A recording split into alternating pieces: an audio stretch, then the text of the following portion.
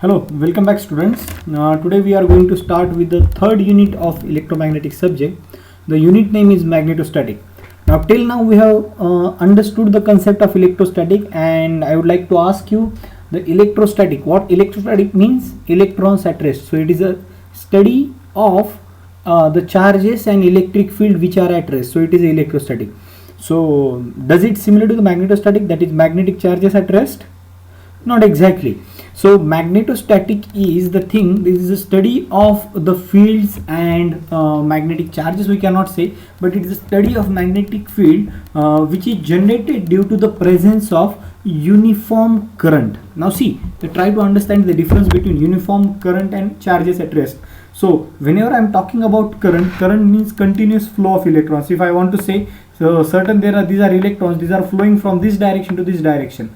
So if this flow of electrons is uniform, that will constitute a uniform current. The current direction, obviously the electron direction is in this direction, then definitely the current direction will be in the opposite direction. So the magnetic field is the field which is observed, or which we can calculate, or we can measure by virtue of the uniform current which is flowing. So you can take an example of circulating currents, you can take an example of eddy currents. The best example you can see is the induction cooker which you are using in the day-to-day life is an example where circulating currents are allowed to flow through these things, and once there is a current involved, definitely the heat will be generated, and these eddy current heat which is generated due to eddy currents, it is actually the loss which is used to heat a cooker, or which is used to cook our food. So something like that, those things we are going to see in detail. But right now, what are the contents of this? First of all, so the Lorentz force, the force equation we will see in the later on stage. It's a theoretical point, what is electrical force, what is magnetic force, and if the charge is in the motion, it come under the influence of both of these forces that we will talk about. Then magnetic field intensity H bar. See, electric field intensity we have denoted by D bar. So something like the electric field intensity we have denoted by E bar, and electric flux density we have denoted by D bar. Likewise, if I want to find analogy between electrostatic and magnetostatic, this E bar in the magnetostatic will be replaced by H bar, and now I am going to call this H bar as magnetic field intensity, and I am going to call this B bar as magnetic flux density. So E bar, D bar, H bar and B bar, you can see. So magnetic field intensity H bar. Then the most important thing of this topic where you need to understand is Biot-Savart law, because this question is a favorite question of the examiner, usually asked in the in-semester examination. State and prove Biot-Savart law, that is the first thing which we are going to see. Then Ampere circuit law, which we can assume a special case of Biot-Savart law. So is the Biot-Savart law, just like there were two laws governing in the electrostatic, one is the Coulomb's law, another one is the Gauss law. Here these are two laws which are governing magnetostatic, one is Biot-Savart law and Ampere circuit law. Ampere circuit law is a special case of Biot-Savart law that we will see as we will proceed in this particular syllabus. Then we will try to find H bar due to straight conductor, which will be treated as a application of Ampere circuit law, circular loop, infinite sheet of current. Then we will see magnetic flux density, C, magnetic flux density B bar, electric flux density D bar. So try to understand, don't confuse between these two notations. These are very much clear and very much one can understand that these notations are different, but field intensity, flux density, here electric, there magnetic. Then B bar in free space conductor, then magnetic material, this another theory point, then boundary condition. So this is the most important point of the topic where usually derivation of this boundary condition will be asked. That I will provide in the simple notes where we can have a discussion, but we will give more focus on this magnetostatic where some of the important concept will be taught. One more thing, if you are trying to prepare for the in-semester examination, this magnetostatic will also carry 10 marks, and there are certain fixed questions which will be asked in the examination. So once you understand these basic things of electrostatic, there is no difference, much difference, but there are some basic concept that you need to understand where you will find the difference also, and how this magnetostatic is important in deciding certain Maxwell's equation, because there are two Maxwell's equation from electrostatic and two Maxwell's equation from magnetostatics that we will see as we will proceed in this particular course. Then scalar and vector potential, so their notation capital A bar, that we will see. Poisson's equation as that of in the electrostatic. In the magnetostatic, we'll see magnetic torque, inductance, energy, density, and application. These are certain things which we are going to study, but our more focus will be on the in-semester examination and the questions which will be asked in the in-semester examination. So we'll proceed for the first point. So the very first point is a Biot-Savart law. What this Biot-Savart law tells us, try to understand. So similar to the Gauss law, we have talked about electric force F bar between 2 point charges Q1 and Q2 is directly proportional to the product of Q1 Q2, inversely proportional to the square of R square, that is R is the distance between charges. Similar to that background, let's try to understand Biot-Savart law.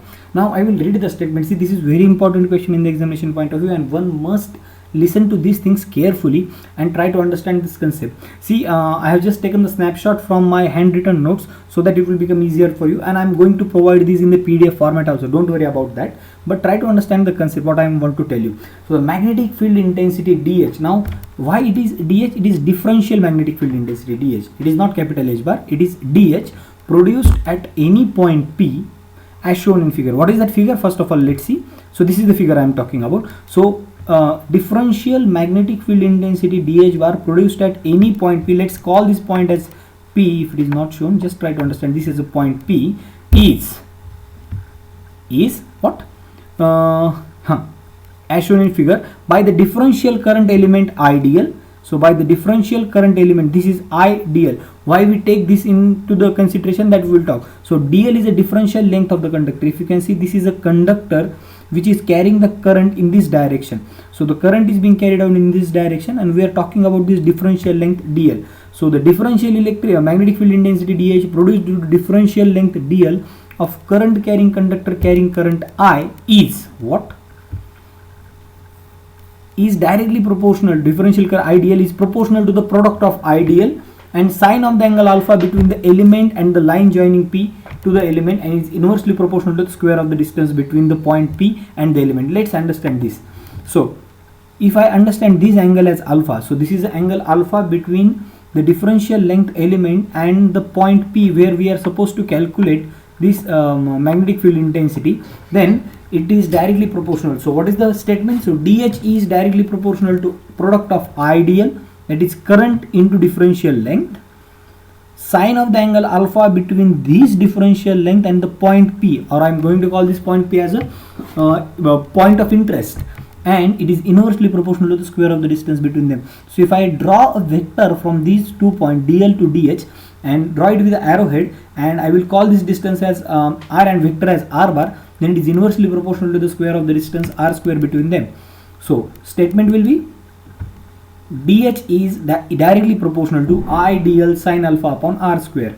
And are you finding some similarity between Gauss law, Coulomb's law and Biot-Savart law? It was Q1 Q2 divided by R square. So it was directly DE is directly proportional to Q1 Q2 divided by R square, and then we have to find the constant of proportionality. So the first thing is clear.